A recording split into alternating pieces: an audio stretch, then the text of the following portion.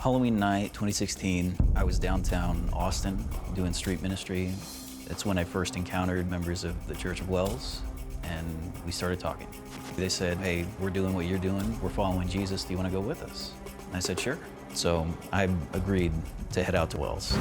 It seemed like I was with people who were really out there to make a difference. As we were walking in my car, they offered the bottle of water. I believe I was drugged.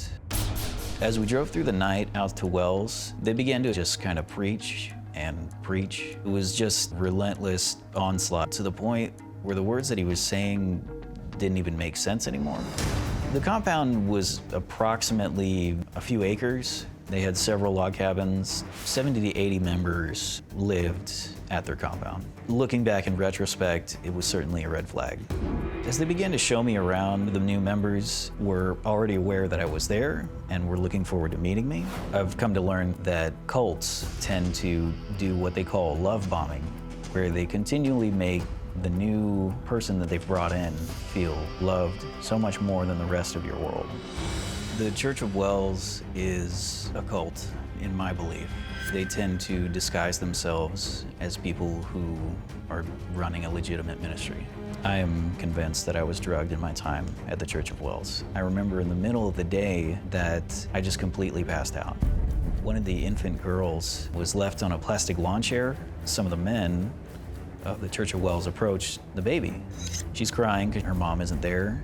And men begin to preach to the baby that you're learning patience and this is making you better and closer to God. I would have had to have been on drugs to be okay with that situation.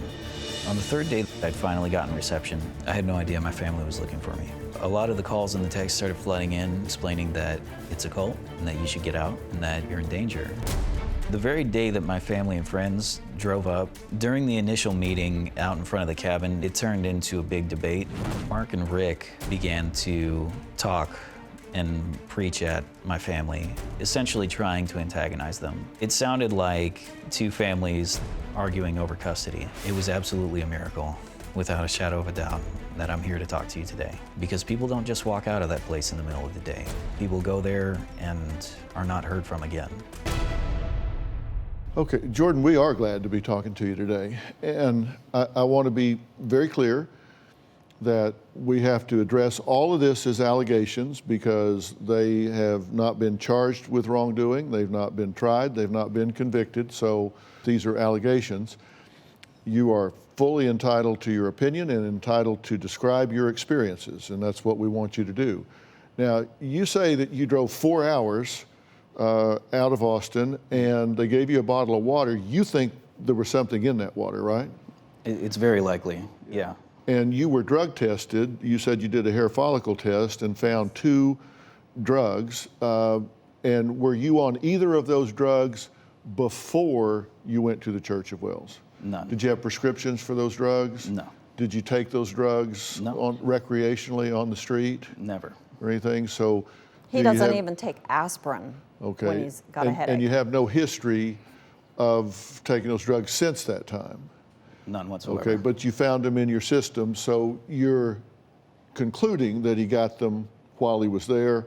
And you said at one point you were just sitting on a couch in the middle of the day and just kind of fell over. Like just knocked out. Like I remember my head just going straight back and I was out. Is that typical for you? I would say no. When you got there, where did you go? You get out of the car, what do they do with you? They took me up to their main cabin, and they showed me, you know, where they're at and where they do, you know, their thing. And they showed me a room off the back side of the cabin, and they said, "This is for you. You can stay here, and we'll see you tomorrow morning." Do you believe that there is an effort towards mind control? Absolutely. And what are the efforts or techniques that you think are going on there? It's kind of like a beratement of your character. It's a severe distortion of what the Word of God says. Do you have a story or a question for me? Click the link in the description and tell me what in the world is going on.